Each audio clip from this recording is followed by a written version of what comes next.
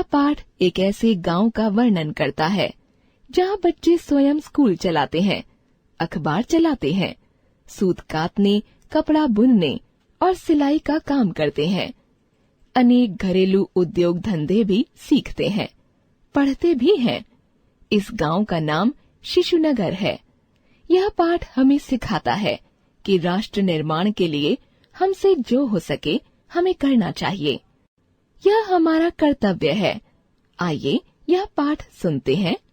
पात्र रतन, हरीश, रामदीन, अध्यापक और कई लोग। दृश्य 1। शिशु समाचार प्रेस का दफ्तर। संपादक कुर्सी पर बैठे हैं। नेपथ्य में टेली प्रिंटर खटखटाने के स्वर सुनाई देते हैं। संपादक घंटी बजाते हैं। रामदीन आता है। रामदीन, मशीन पर कौन सा फर्मा छप रहा है? मैंने देखा नहीं। एक शीट लाओ तो। रतन का प्रवेश। संपादक जी, आपने अग्रलेख लिख लिया?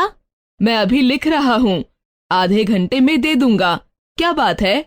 मैंने कुछ टिप्पणियां लिखी हैं, आप देख लेते? लाइए देखूं। प्रधानमंत्री का वक्तव्य। नेपाल का शासन सुधार। कोरिया युद्ध किधर? शीर्षक तो ठीक ही है, रख दीजिए, जरा देर बाद देख लूंगा। लेकिन रतन जी, हमें एक बात हमेशा याद रखनी है, हमें और किसी की नकल नहीं करनी है। शिशुनगर की अपनी एक हस्ती है। शिशु समाचार के लिए लिखते हुए हमें अपने आदर्श के अनुसार अपने स्वतंत्र दृष्टिकोण का ध्यान रखना चाहिए। उसका मैं सदा ध्यान रखता हूँ। इन टिप्पणियों में भी आपको इसकी झलक मिलेगी। दक्षिण भारत के 3 बालक पहाड़ों और जंगलों में 1000 किलोमीटर की पैदल यात्रा पूरी करके अहमदाबाद पहुँचे। वे तमाम दुनिया में इसी तरह घूमेंगे। यह कितना महत्वपूर्ण समाचार है। बालकों द्वारा की गई इस साहसिक यात्रा का दुनिया भर के देशों पर बड़ा प्रभाव पड़ेगा। इस समाचार को इस तरह कोने में क्यों डाल दिया गया है? मैं इसे देख नहीं सका था। हरीश जी ने अनुवाद किया था। तो आपने अनुवाद भी नहीं देखा था? ना, यह अनुवाद भी ठीक नहीं है। रामदीन, हरीश जी को भेज दो मेरे पास। लोग इतनी असावधानी क्यों बरतते हैं? थोड़ी सी सावधानी से इन दोषों को दूर किया जा सकता है। रामदीन का मंच से प्रस्थान। हरीश का प्रवेश। आपने मुझे बुलाया था संपादक जी? हाँ हरीश जी, वह जो अहमदाबाद के 3 लड़कों वाला समाचार है ना? दक्षिण भारत के वे लड़के जो सारी दुनिया के पहाड़ जंगलों की यात्रा के लिए निकले हैं? हाँ वही। उसका अनुवाद आपने किया है? जी हाँ। क्या बात है? वह अनुवाद मुझे पसंद नहीं आया। क्या दोष है उसमें? मैंने तो अपने जानते कोई गलती नहीं रहने दी थी। अनुवाद इसलिए किया जाता है कि दूसरे की भाषा को हम अपनी भाषा में समझा सकें। लेकिन अगर हमारी ही भाषा मुश्किल और उलझी हुई हो जाए तब तो उस अनुवाद को ठीक नहीं कहा जा सकता ना। मैं आगे से इस बात का ध्यान रखूंगा। ठीक है, अब जाइए आप।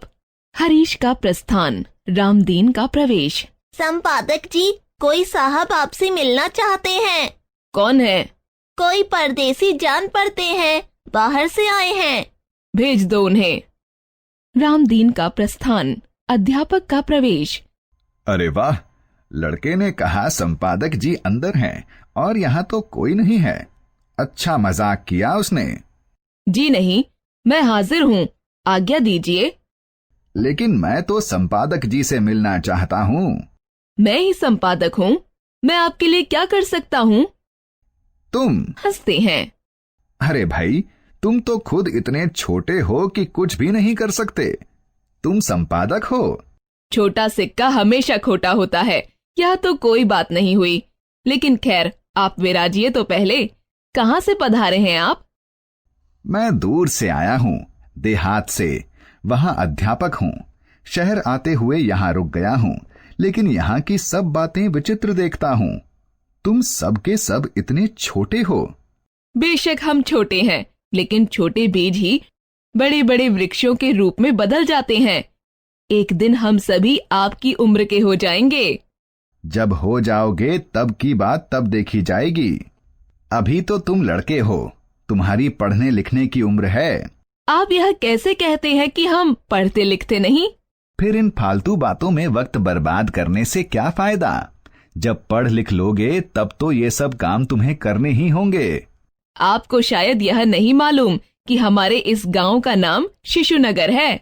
शिशुनगर यानी बच्चों का गांव? ऐसा नाम तो कभी सुना ही नहीं।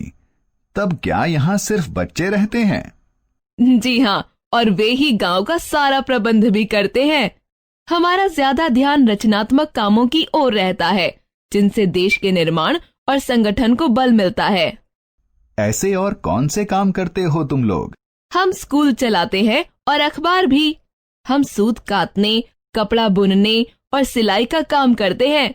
फिर हम लकड़ी, बेंत और मिट्टी वगैरह से बनने वाले घरेलू उद्योग धंधे भी सीखते हैं। लेकिन इनसे भी बड़े हमारे कुछ और काम हैं। वे कौन से काम हैं भाई? अभी आप पढ़ाई लिखाई पर बहुत जोर दे रहे थे, इसलिए मैं मान लेता हूँ कि आप पढ़ने लिखने को बहुत जरूरी समझते हैं। इसमें क्या संदेह है? अनपढ़ आदमी तो अंधे के समान है। हम लोग बारी बारी से आसपास के गांवों में जाते हैं और उन सयाने लोगों को पढ़ाते हैं जो अभी तक पढ़ना लिखना नहीं जानते। चौंक कर। खूब, बच्चे सयानों को पढ़ाते हैं। बच्चों के प्रयत्न से जो काम हंसी खेल में हो सकता है, सरकार के लिए वही एक भार बन सकता है। राष्ट्र निर्माण के काम में जो भी आदमी जितना भी हाथ बटा सकता है, वह क्या उसका कर्तव्य नहीं है? क्यों नहीं, क्यों? यह तो तुम लोग बहुत बड़ा काम करते हो, लेकिन इसके अलावा? यह तो आप भी मानेंगे कि एकता में ताकत होती है। भला यह भी कोई कहने की बात है? इससे किसी को इनकार होगा? इनकार न होने पर भी हमारे यहाँ होता आज तक यही रहा है। इसी के कारण इंसान आज जाने कितने रंगों में, धर्मों में और जातियों में बंटकर एक दूसरे का दुश्मन बन गया है। लेकिन हमारा सबसे बड़ा कलंक यह है कि हमने अपने ही कुछ भाइयों को अछूत कहकर अपने से दूर कर दिया है। मैं तुम लोगों के सभी काम देखना चाहता हूँ। यह कैसे अचरज की बात है कि इतने छोटे होकर भी तुम लोग इतने बड़े बड़े काम करते हो। हम अपने को हर तरह से देश की सेवा के योग्य बनाना चाहते हैं। दृश्य 2। मंच पर संपादक रामदीन, हरीश, रतन, अध्यापक और गांव के लोग। अध्यापक बोलने के लिए खड़े हैं। भाइयों, मैं परदेसी हूँ और बहुत दूर से अचानक आपके बीच आ पहुंचा हूँ। मेरी आधी जिंदगी बच्चों को पढ़ाते लिखाते ही बीती है।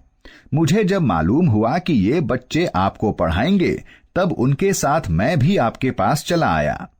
पढ़ना लिखना बहुत अच्छी बात है, सबके लिए जरूरी भी है। पढ़ने से जानकारी बढ़ती है, लेकिन इस उम्र तक पढ़ लिख कर और पढ़ा लिखा कर भी मुझे तो सच्चा ज्ञान आज ही हुआ है। यह भी इन बच्चों के काम देखकर, इनकी बातें सुनकर। मैंने आज ही इनका शिशुनगर देखा है। मैं वहां के बच्चों से मिला हूं। मैंने उनसे बातें की हैं, उनका काम देखा है। ज्ञान की यह दौलत लेकर मैं दूर जा रहा हूं। यह दौलत आप लोगों के भी पास है, आप इसे खोए नहीं। ईश्वर करे शिशुनगर सारे देश में फैल जाए और देश के नौनिहाल देश की खुशहाली और तरक्की के मजबूत पाए बन सकें। जय हिंद, जय भारत।